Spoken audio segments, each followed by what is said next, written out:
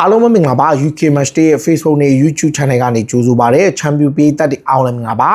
Manchester City က Rodri အပြောင်းရွှေ့နဲ့ပတ်သက်လို့ Real Madrid နဲ့ဓာတ်ရိုက်တရားဝင်စကားပြောဆိုလက်ရှိတယ် Rodri ပြောင်းရွှေ့မှာ Man City အနေနဲ့သူတို့လိုချင်တဲ့ပြောင်းရွှေ့ကြီးကိုသူတို့ရအောင်တောင်းနေတယ်သူတို့တောင်းထားတဲ့ပြောင်းရွှေ့ကြီးကအခုလောလောဆယ်မှာ City က Rodri ထွက်သွားရင်ဆိုပြီးတော့အဲ့နောက်က plan တွေကိုလည်းသူတို့ချထားပြီးသားလှုပ်ရှားမှုတွေလည်းလုပ်တယ်အဲ့နေရာမှာ Rodri ပြောင်းရွှေ့မှာ Real Madrid ကဒါ Rodri ကို2030ခုနှစ်ထိပုဂ္ဂိုလ်ရေးဆိုင်ရာ agreement ရရှိခဲ့ပြီးနောက်ဒါ Rodri ကိုသူတို့ခေါ်နိုင်လိမ့်မယ်လို့ယုံကြည်တဲ့အတွက် City ကိုစပြီးကမ်းလှမ်းတယ် City ကိုစကမ်းလှမ်းတဲ့အခါမှာသူတို့ကတန်း90ယူရိုတန်း90နဲ့စပြီးတော့ Manchester City ကို Real Madrid ကကမ်းလှမ်းတယ်ဒါပေမဲ့ Real Madrid အသင်းရဲ့ကမ်းလှမ်းမှုကိုဘယ်လိုပြောလဲဒါ Man City ကပယ်ချထားတယ်သူတို့လိုချင်တာက City လိုချင်တာကယူရို85တန်းအနည်းဆုံးတောင်းထားပြီးတော့အဲ့အပြောင်းရွှေ့တဲ့သူတို့ဘက်က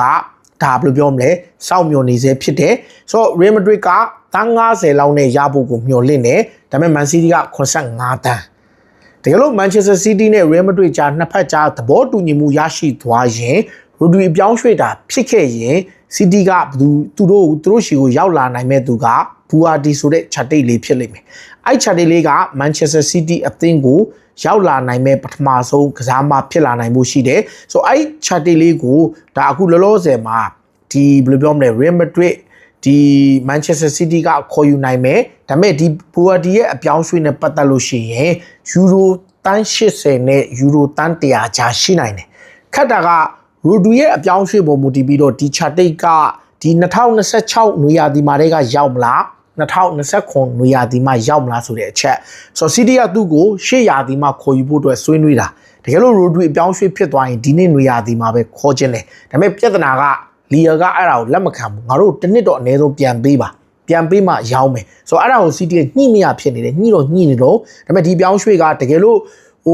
လီယာတောင်းဆိုတဲ့ပြောင်းရွှေ့ကြီးတန်း80 90တန်း90တွေပိုင်း100တွေပေးလိုက်ပြီးယူရိုပေါ့လေအဲ့ဒါဆိုရင်ပေါင်85တန်းလောက်ရှိအဲ့ဒါဆိုရင်တေးကြတဲ့ City တခါတည်းတန်းရလိမ့်မယ်အဲ့ဒါဆိုရင်ဒီတနွေဒီမှာတင်တန်း300အဲ့လိုမဟုတ်ဘူး City က80 80လောက်နဲ့ပဲအပြီးညှိမယ်ဆိုရင်100ဒီအငှားချပေးရနိုင်ပွဲရှိတယ်ဒါပေမဲ့ Manchester City ကအဲ့အဖြစ်ကိုလက်မခံနိုင်ဘူးဒါပေမဲ့ Enzo Maresca ကအခုလောလောဆယ်မှာသူက Chelsea ရဲ့ Enzo Fernandez ကိုရန်သဘောကြတော့Okay Fernandez ကိုငါ့ကိုခေါ်ပေးရင် Buardi နောက်ရာသီမှာလာဆိုတာလဲ option တစ်ခုဖြစ်နိုင်တယ်ဆိုတော့ Man City ကတော့ option နှစ်ခုကိုသူတို့စဉ်းစားထားပြီးတော့သူတို့ဘက်ကတော့ဖြစ်နိုင်ခြေရှိနိုင်တဲ့လမ်းကြောင်းကိုသူတို့ရွေးထားတယ်ဆိုတော့ Rodri အထွက် Buardi အဝင်လဲဖြစ်နိုင်တယ် Rodri လဲထွက် Buardi တစ်နှစ်ဆက်နေပြီးတော့မှနောက်တစ်နှစ်ရောက်မယ်ဆိုရင် City ကတေးကြပေါက်နောက်ထပ်ကွင်းလေတယောက်ထပ်ခေါ်မယ်အဲ့ဒါက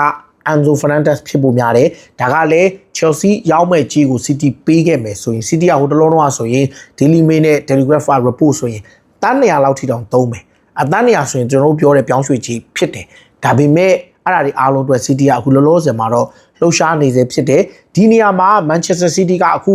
Jane Trafford က Leeds United ကိုပြောင်းသွားပြီး Stefan Ortega ကအလွတ်ပြောင်းရွှေ့ခြင်းနဲ့အပြီးသက်ထွက်လို့ Olympiacos ကိုရောက်ပြီးအဲ့နေရာမှာသူတို့အရန်ကိုသမားမရှိဘူးGianluigi Donnarumma ရဲ့အနောက်မှာအရန်ကိုသမားမရှိတော့သူတို့အရန်ကိုသမားအဖြစ်မာဆေးကိုသမား Rui ကိုခေါ်လိုက်ပြီဒါမာဆေးကိုသမား Rui ကဒါ Rui ကအာဂျီနာရဲ့အရန်ကိုသမားဖြစ်တယ်ပြောင်းရွှေ့ကြီးက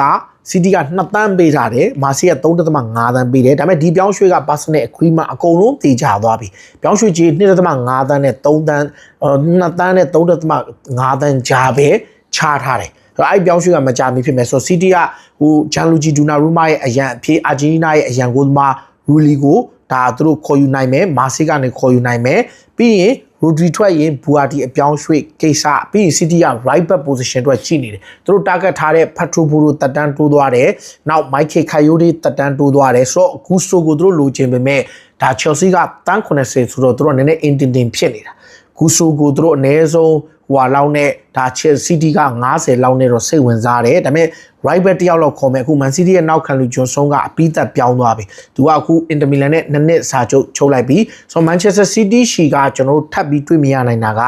Buardi နောက်ရာသီမှာပြောင်းရင်တော့တေချာပေါက်ထောင်မီကွင်းလေဒါမှတယောက်ထပ်ရောက်လာလိမ့်မယ်ဖြစ်နိုင်ကြီးက